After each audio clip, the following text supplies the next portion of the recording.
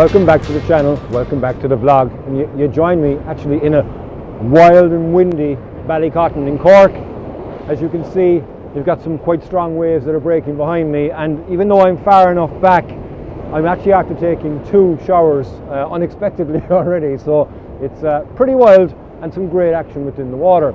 I've come down here in the afternoon, hopefully for sunset, but not probably going to get much of a sunset. But what I'm going to do today is I'm going to play around with the movement that I have in the water, the grey skies in the air, and I'm also going to try and get some long exposure shots. I'm probably also going to go for what I normally go for by the sea, is a half a second shot to try and keep motion in the water. And what I'm going to do is, as these waves break up here, I'm going to take a shot that's going to catch the water as it cascades back down, and I've got the lighthouse, again, it's going to be on the top of the frame.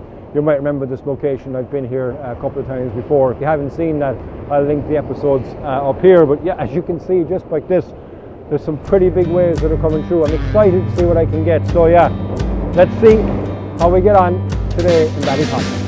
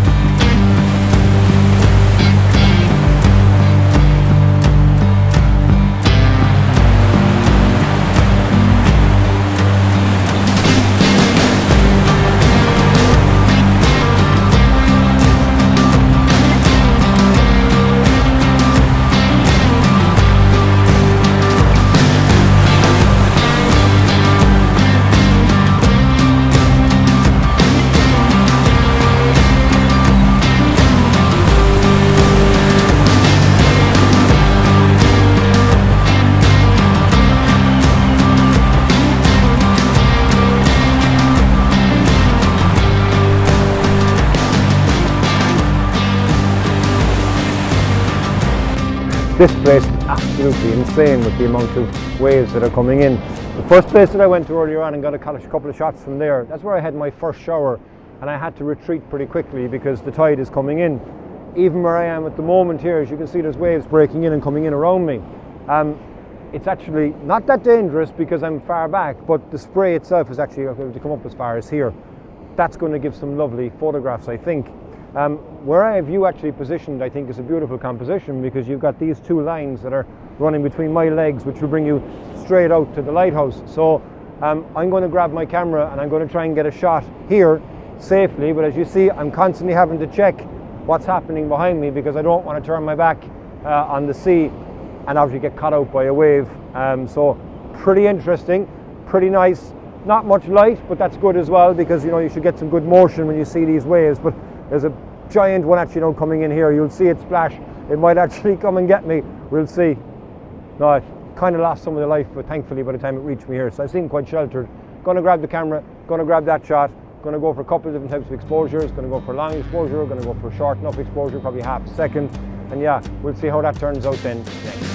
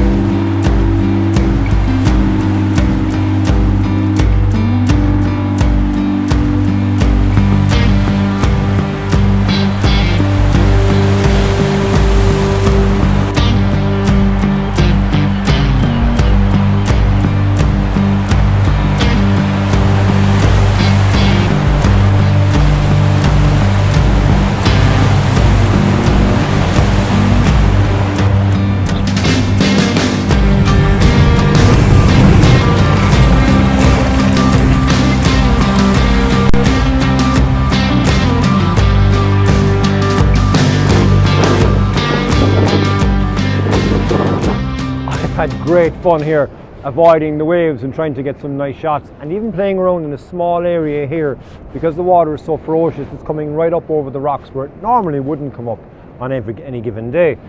I've taken, like I said earlier, a mixture of different types of shots, some very long exposures, a couple of 1 second shots, a couple of half a second shots. I think I'll probably like the 1 second shots because you'll get the movement of the water that's cascading down over the rocks.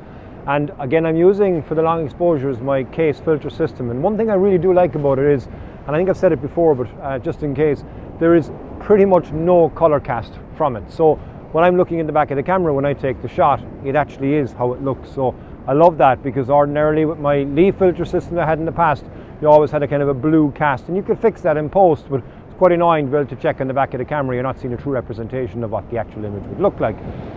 As you can see here, waves continue to come in behind me.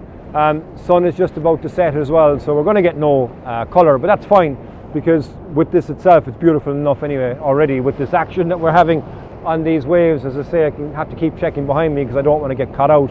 And incidentally, the area that I first started with earlier on is actually fully covered now, so I'm glad I moved away from there. But yeah, exceptional conditions here in Ballycotton. I'm going to finish up this episode. Thank you very much as always for joining me. If it's your first time on the channel, please do hit that subscribe button, give me a like, give me a comment. Until the next time, long the phone.